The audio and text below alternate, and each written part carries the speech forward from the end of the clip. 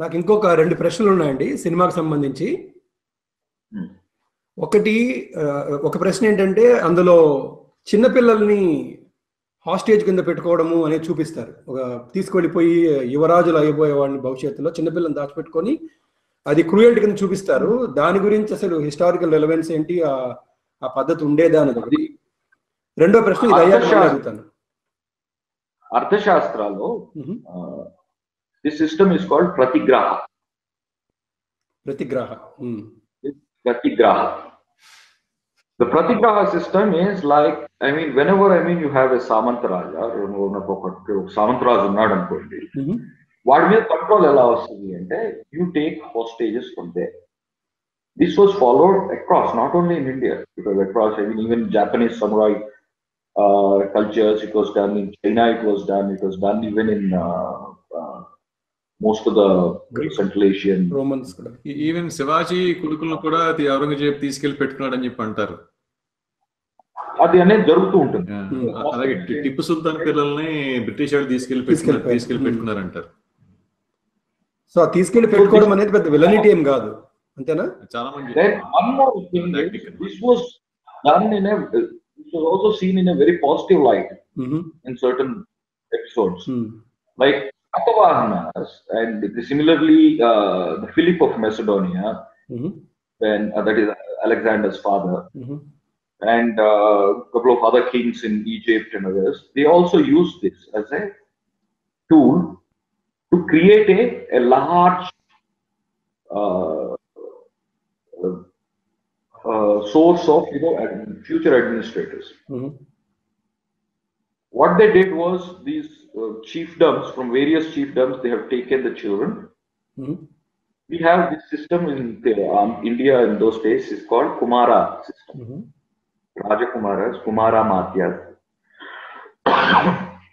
So the minister's sons and the chief's sons were brought into the capital, and the emperor takes care of their education and training.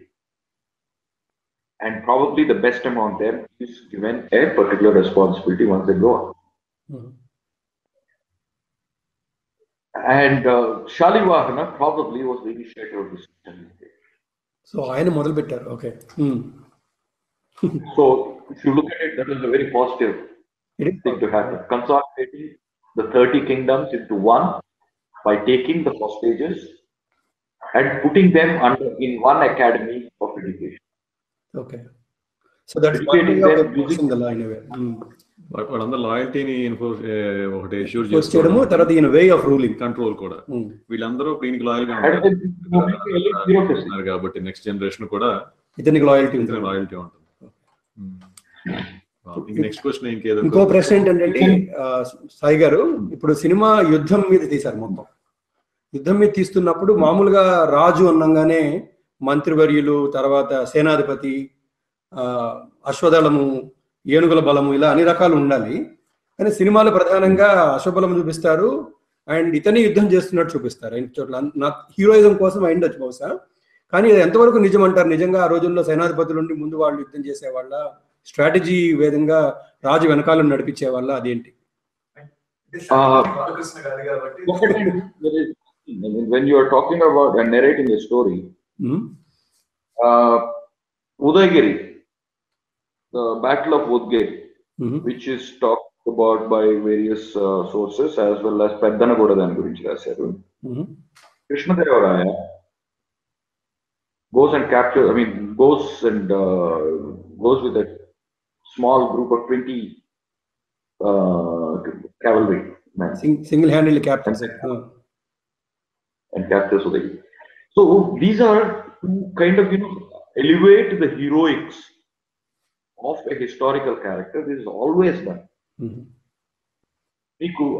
Achilles, Ramses, for example, Ramses against the Assyrians. They say that he was like God. He single-handedly, he shoots off the entire army of Assyrians with his bow and arrow. And they say that, we thought, he was just a king, but he's not a man, he's a god. These are the inscriptions in those days. Okay. So, people want to elevate a persona.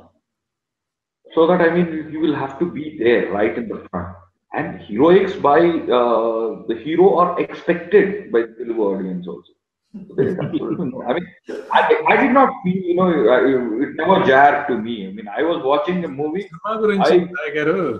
ఈ cinema గురించి వచ్చిన ఒక question ఏంటంటే, ఇప్పుడు శాతవాహనంలో బ్రాహ్మణ చక్రవర్తులు అనేది ఇంకొక వివాదం ఉంది, ఒక వివాదం అనుకోండి, ఒక నమ్మకం అనుకోండి ఉంది. దాన్ని సినిమాలో సరిగ్గా చూపించలేదని చెప్పి కొంతమంది రాశారు. ఇప్పుడు ఆయన ఏకబ్రాహ్మణ అని చెప్పి శాసనం వేసుకున్నాడు అని చెప్పి మనకు దాని గురించి కొన్ని వివరాలు తెలియజేయండి. ఇది కొంచెం let me tell you, I mean, I'm not talking about the castes as they stand today.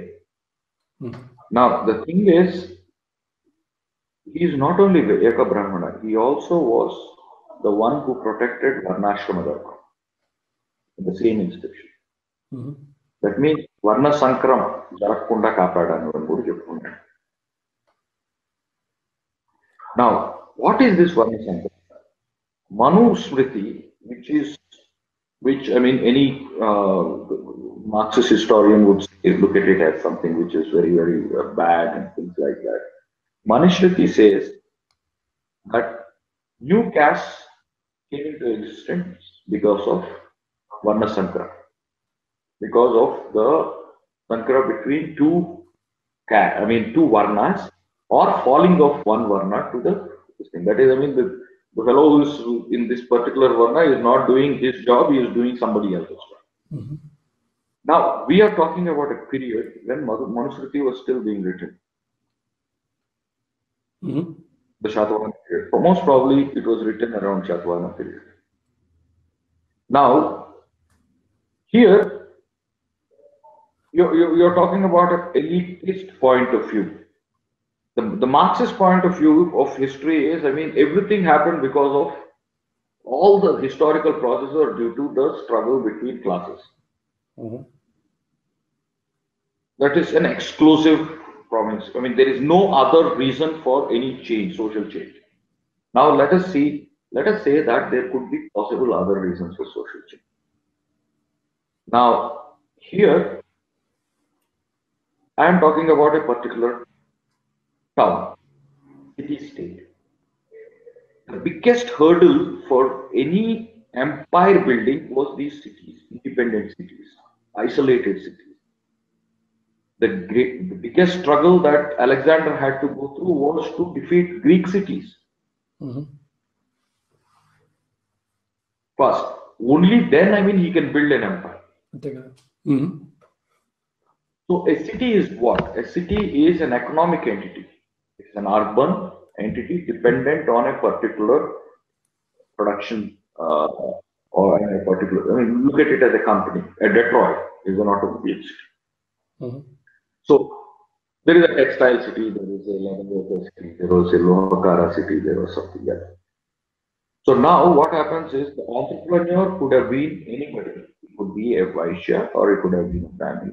It comes from a particular class. I mean, let us say he is the CEO.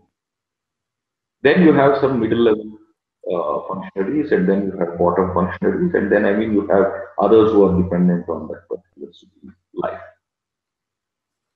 Now, this city can get isolated and become a city state if this city doesn't have any connection with another city. That is, the CEO starts, the family of the CEO starts marrying into the managerial level, or the managerial level starts marrying into lower level. There is a Varna Sankara, the vertical Varna Sankara happening in that particular geographical region. By stopping this, what he is doing, this CEO's family marries this CEO's family. He is maintaining the class structure. The mid-level will have to marry the mid-level here. So, the state or the city-state cannot be isolated. It becomes part of the whole. Wow. The geographical whole. So, this was the idea behind protecting, I mean, the Varna system at that point of time. I'm not saying it is right or wrong. It is absolutely an elitist proposition. Not only view, in the interest of the elite. Yeah. The interest of the empire building. It's brilliant. మీరు చెప్తుంటే అసలు it's fantastic అనిపిస్తుంది. అంటే how strategic it was అనిపిస్తుంది నాకు. So the moment you allow the Sankara to happen, this city becomes a caste. If it is a Lohakara city, they're all Kamaris. If this is a textile city, all of them become Padmasali. Okay. There will be a affluent Padmasali and there will be a poor Padmasali, but they all become one caste. So this multiplication of caste happened when the trade declined and this isolation took place. Okay. Geographical isolation. So we are talking about a period before that.